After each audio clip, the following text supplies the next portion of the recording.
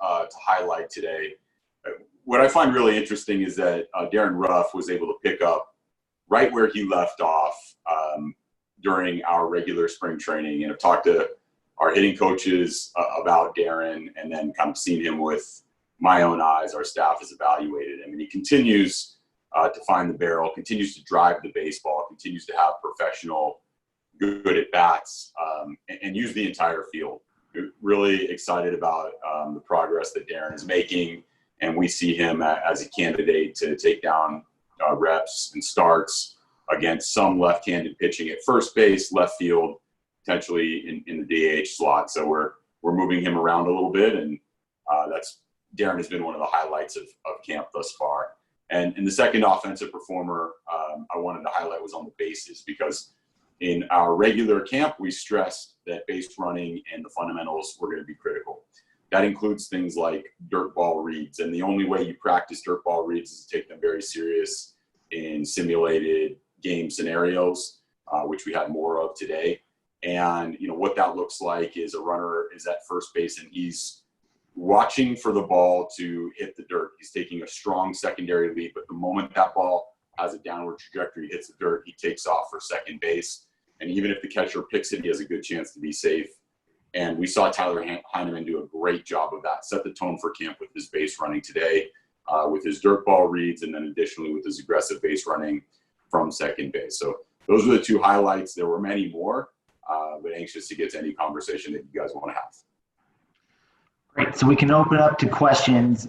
Just a reminder, if you have a question, please use the raise my hand tool or type you have a question in the chat feature.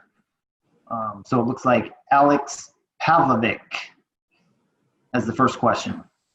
Hey, Gabe, I watched at the end there, and Ron Wotus pulled, I think it was Ramos, Luciano, and Toribio aside just for some extra instruction. I was wondering first what you made of those guys, what you saw from them, the younger guys this afternoon, and second, what can they gain from being at your secondary camp, and what kind of instruction are you guys going to have there in terms of what level of coaches? Is it going to be higher, significantly higher, I guess, than what they would have gotten this year anyway?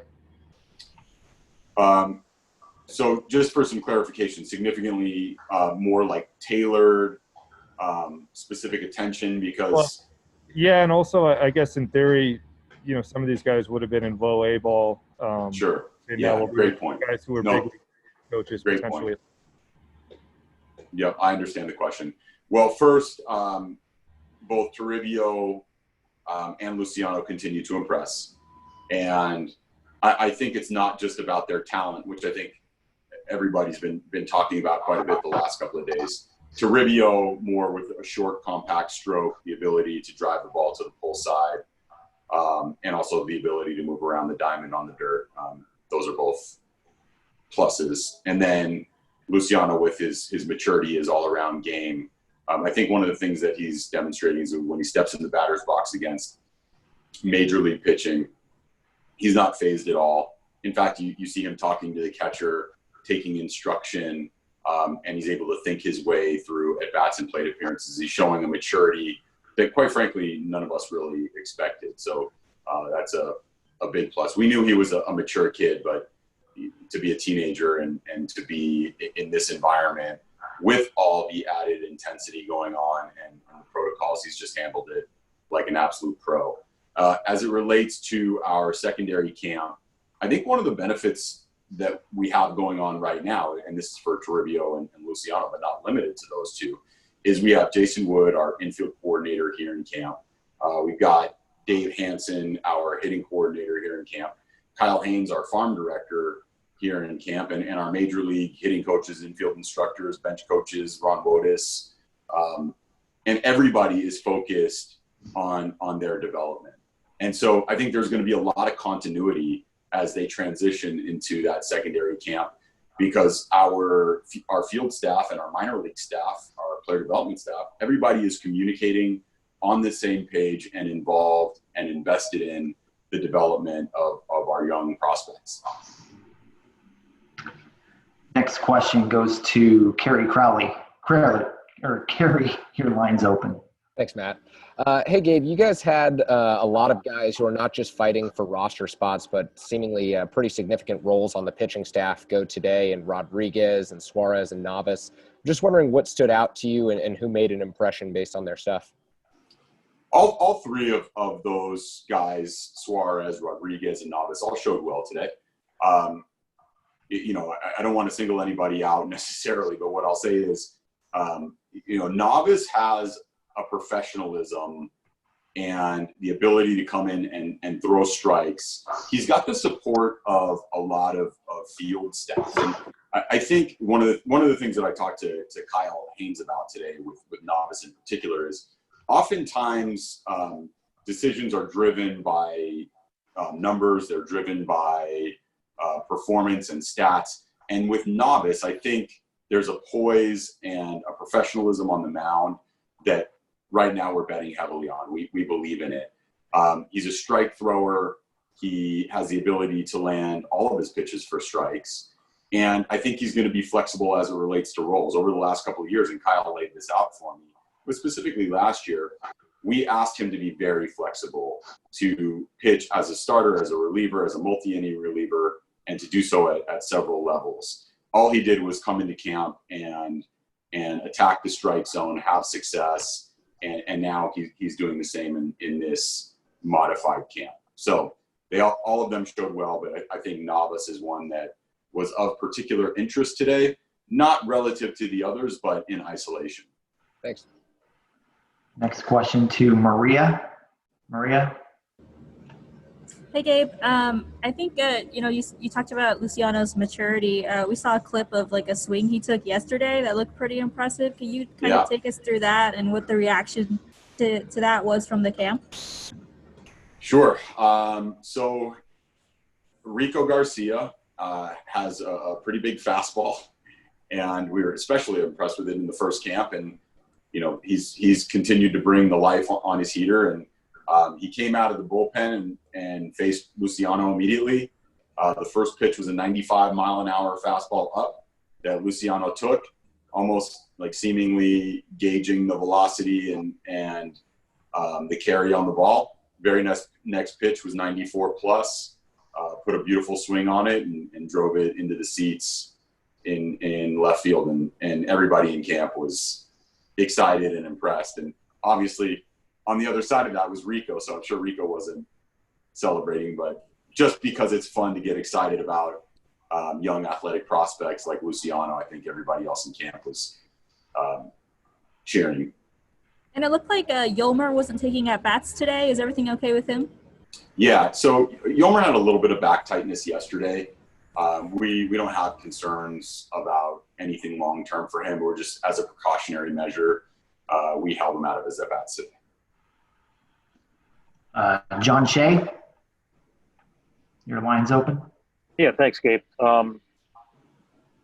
You said you'd respect any decision Posey would make about opting out. What's his situation now? I guess he wasn't here today again. And just wondering about the catching position in general, if he actually does bow out, and, what does that leave you with? Yeah, totally fair. I'm going to keep this short. Buster is still working through a personal issue. I want to respect his privacy. Cross any subsequent bridges as they arise. If you want to talk about the performance of the other catchers in isolation, I'm happy to talk about that.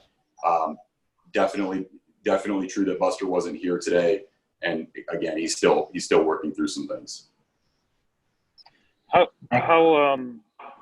What about Billy Hamilton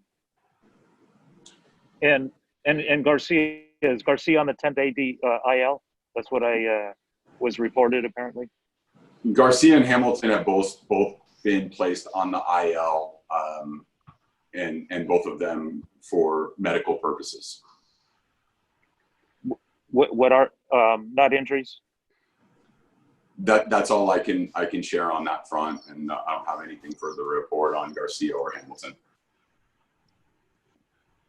Next question to Amy G. Hi, Gabe. Just wondering if there's any update. I know you guys were in discussions for some possible exhibition games with the A's, if that's decided, or if you guys have dates yet. We don't have dates. We've made the determination that we're going to play at least 2 exhibition games, and we're still in discussions about whether that's going to be 2 or 3.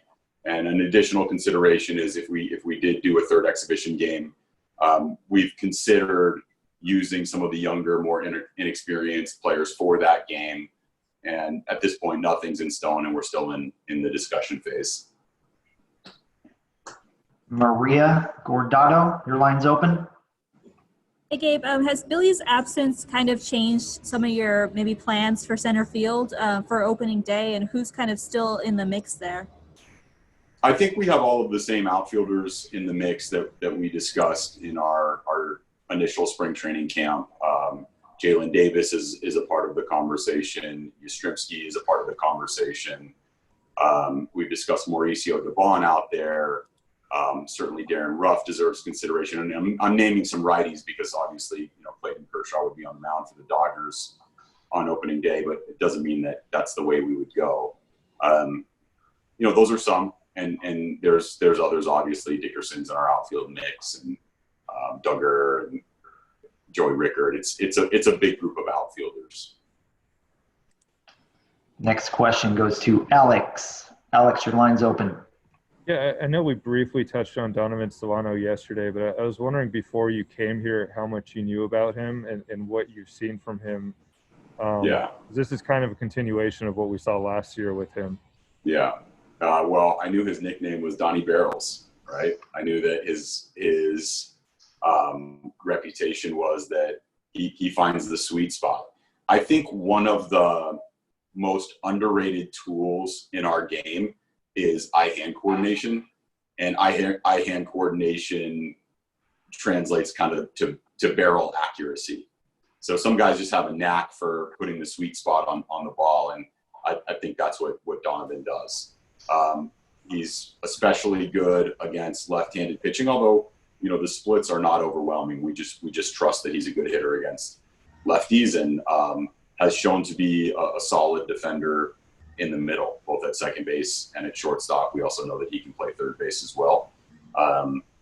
So we know he's got some positional flexibility, and we think he's a really good hitter.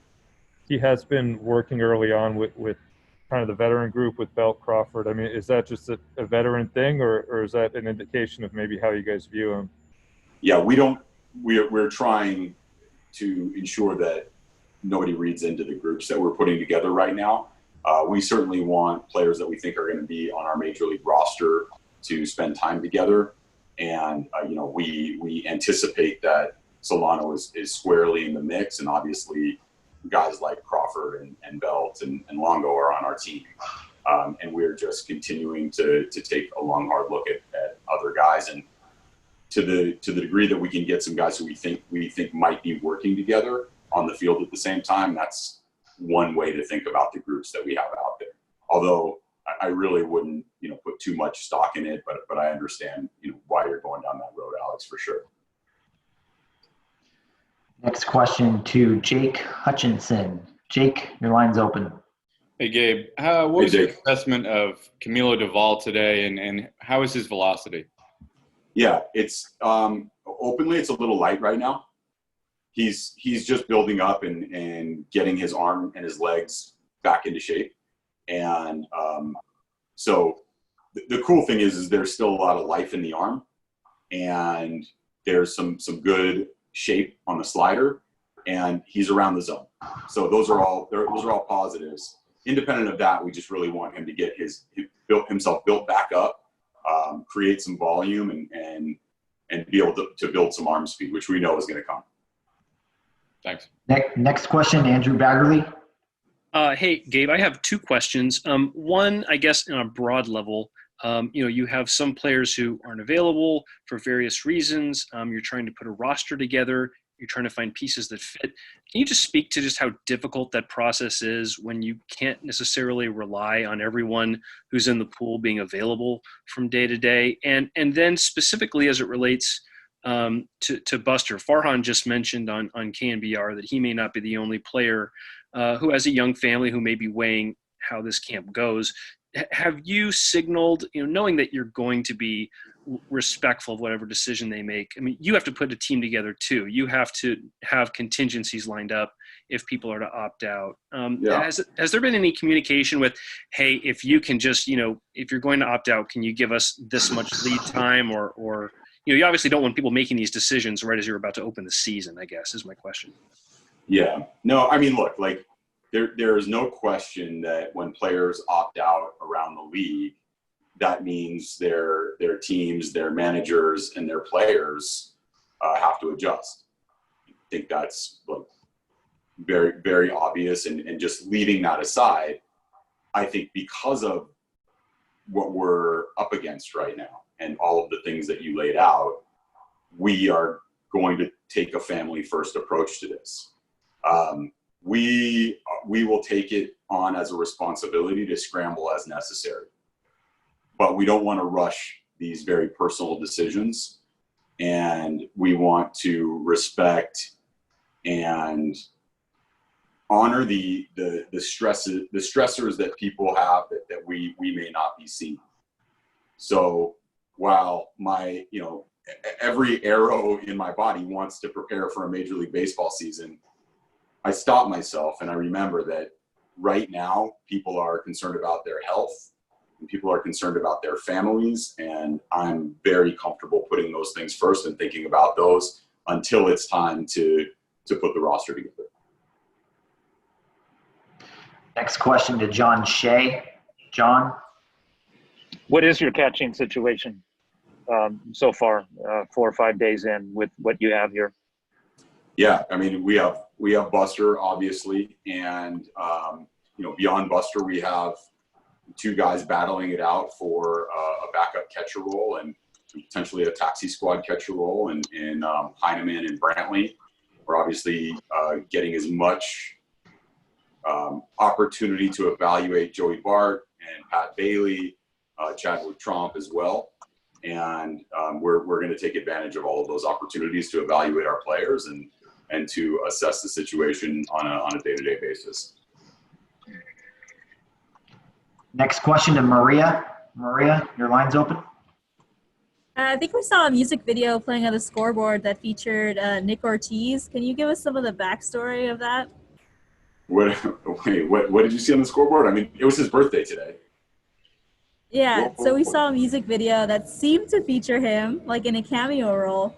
I was just wondering if you knew anything about who was behind that or what it was about. Oh, I think I saw that video in the last spring training. I could probably rack my brain, but it might take me a while to remember the story behind it. Nick's birthday was today. Obviously, we were all really excited for him. And then I don't know if you saw it, but he was also playing defense for us all day. So not only was he a second baseman and a shortstop and a first baseman and a base runner, and then the interpreter on the mound for Doval when he came into the game, but he was just kind of an active participant in camp today. Had a great day. And Maria, I could absolutely get you the story either through Chiz or just I'll find a way to get you the story on the video of Nick. Thank you. Janie McCauley. Hi, Gabe. Back to Buster for one minute, if we can. Sure. Last time we spoke to him, he was still sort of weighing his options or leaving open the option of not playing. Do you get the indication that he still is evaluating what he will do, or do you have a better idea, or is he just dealing with something and you'll discuss that later? And how much do you count on him working with the young catchers and being such an example for those guys? Yeah, and I think Buster's presence anytime he's in the ballpark, anytime he's around our young catchers, and we saw this, in the days that he's been here, but then also in our earlier spring training camp, he's so influential. When he speaks in the bullpen stops. So, and we do a lot of our catching drills out there. So during camp, when he talks about blocking or framing the pitch at the bottom of the zone, everybody just stops to listen to what he has to say because of what he's accomplished in his career, but also because he's so thoughtful. He's a listener first and a talker second. So he might start the conversation, even if he has something important to say, with like, hey, what do you think about hand position on the pitch at the bottom of the zone? And then he'll look for everybody else to share their opinion. Then he'll chime in, and when he speaks, everybody's especially quiet. With respect to the first question, Janie, I've kind of answered it, and I just want to leave it, where I left it, which is he's dealing with a personal decision and a personal issue right now, and I just really want that to be his time to work on it. Understood. Thanks. Well, there's no more questions in the queue, so that's a wrap. Thanks, Gabe, and thank you, everyone. Thanks, Matt. One quick thing before I go, and I'm not sure I got the names out when John asked the question about the catchers behind Buster, and I think I said Heineman and Brantley, but I just wanted to make sure that those were the two names that we saw as battling for the backup catcher role.